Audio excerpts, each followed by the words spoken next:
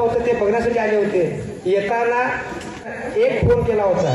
काही लोक म्हणतात की दादा फोन घेत नाही. मी त्या मूर्ख लोकांना सांगू इच्छितो की दादा नुसतं फोन घेत नाही, तर दादा फोन घेऊन त्या कामाचं पूर्ण शेवटपर्यंत झालं का नाही त्याची पूर्ण मीमांसा करतात.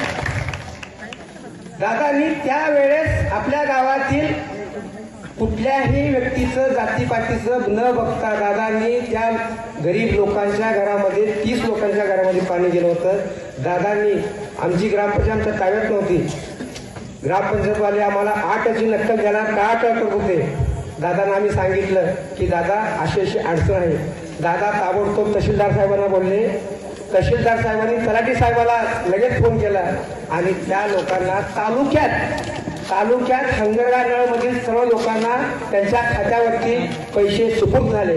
पण दादा दुर्दैव आहे की एवढं आम्ही ग्राउंडवरती काम करताना तुम्ही देखील तेवढं सगळं पाठपुरावा करताना काही लोकांना खात्यावरती पैसे आल्यानंतर देखील काही लोक कोणत्या प्रमाणात आहेत मला आज देखील माहिती कबूल आहे. तुम्ही पैसे आलेले असताना देखील जर तुम्ही नाही म्हणतात तर त्याच्या एवढं काम काय करायचं तुम्हीच बंधून आता यावरती विचार करा. जर तुमच्या खात्यावरती पैसे आल्यानंतर तुम्ही नाही म्हणतात तर याच्या एवढं दुर्दैव, मग याच्यानंतर काम करायचं कसं. मी जास्त काही बोलणार. ज्या तालुक्यात खऱ्या अर्थानं विकास नाही त्या तालुक्यामध्ये विकासाचे प्रकाश देण्याचं काम जर कोणी केलं असेल ते सन्माननीय राणादादांनी केलेलं आहे. मित्रांनो, कुठल्या समाजाचं, कुठल्या जातीचं, कुठल्या पक्षाचं राजकारण बाजूला ठेवून दादांनी प्रत्येक समाजासाठी, प्रत्येक माणसासाठी जीवाचं रान करून प्रत्येकाशी आपला कार्यकर्ता नव्हे तर तो आपला एक कुटुंब प्रमुख आहे असं जवळीक मानून या ठिकाणी काम करत आहेत. दादा तुळजापूर तालुक्यापुरतं मर्यादित नसून हे धाराशिव जिल्ह्याचं समस्त नेतृत्व आहे. यासाठी दादांना मी धाराशिव जिल्ह्याचा देव माणूस या ठिकाणी असं म्हणलं जातं. दादा तुमची 2 मिनिट वेळ घेऊ इच्छितो. माझं बोलण्याचं जरा कर्तव्य आहे. आमच्या परिसरातील तरुण युवकांसाठी तुम्ही एक धडाडीचं काम करत आहात. मित्रांनो, मी सांगू इच्छितो माझ्याच गावातील 50-100 एक युवक पुणे मुंबई ठिकाणी काम करू इच्छितात, परंतु आपल्याच पंचकृषीतील असे लाखो युवक ज्यावेळेस पुणे मुंबई या ठिकाणी रोजगारासाठी जातात.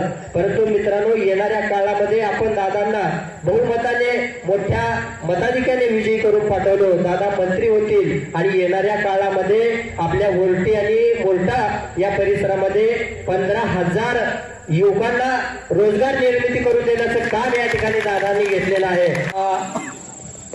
2024ची सार्वत्रिक विधानसभा निवडणूक या ठिकाणी आलेली आहे. तुम्हाला काय फारसं सांगायची गरज नाही, पण सध्याच्या काळात एक नेरेटिव्ह सेट करण्यात आलेला आहे, जे की मागील लोकसभेला पण सेट करण्यात आला होता दादा, की संविधान बदलणार, हिंदू मुस्लिम करणार. आणि त्याचबरोबर भाजपचे नेते आले की मुस्लिम समाजातील लोकांची कामं होणार नाही. आता मी स्वतः एक मुस्लिम आहे, काय फार लांबचा नाही, 5 किलोमीटर दूरवर जवळकोट म्हणून गाव आहे.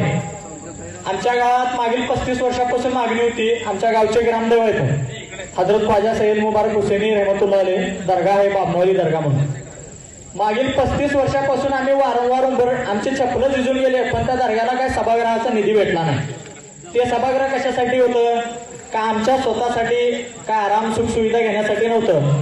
त्या दर्ग्यामध्ये विविध ठिकाणाहून येणारे लोक जे भक्त असतात त्यांना एक निवाराची गरज होती. उन्हाळ्यात पावसाळ्यात त्यांची व्यवस्था व्हावी म्हणून त्याच्यासाठी आम्ही वारंवार मागणी केली, पण ते काम झालं नाही. पण ते काम आदरणीय राणादादा यांच्या माध्यमातून आता सध्या 10 लाखाचा निधी उपलब्ध असून काम चालू आहे. तर सांगायचं तात्पर्य माझं एवढंच आहे की ह्या गावातील मुस्लिम समाजाला माझी एक कळकळीची विनंती आहे, कोणत्याही प्रकारच्या नेरेटिव्हला बळी पडू नका. आज तुम्ही 24x7 24 तास केव्हाही तुम्ही दादाला कोणत्याही कामासाठी हाक मारा, दादा तुमच्यासाठी अवेलेबल असतील. तो असो शादीखान्यासाठी निधी असो तुम्हाला, किंवा PMG CMG मधून प्रधानमंत्री ग्राम रोजगार तुमच्या उद्योग व्यवसायासाठी निधी असो, कर्ज असो, किंवा तुम्हाला स्मशानभूमीसाठी वॉल कंपाऊंडसाठी निधी असो, कोणत्याही प्रकारच्या कामासाठी तुम्ही कधीही दादाकडे जाऊ शकता आणि त्यांच्याकडे जाऊन तुम्ही निधीची मागणी करू शकता. जर ते काम तुमचं नाही झालं तर तुम्ही कधीही जॉबवर येऊन माझी गच्ची पकडू शकता, याचा मी तुम्हाला शब्द देतो आणि माझे 2 शब्द संपवतो. जय हिंद.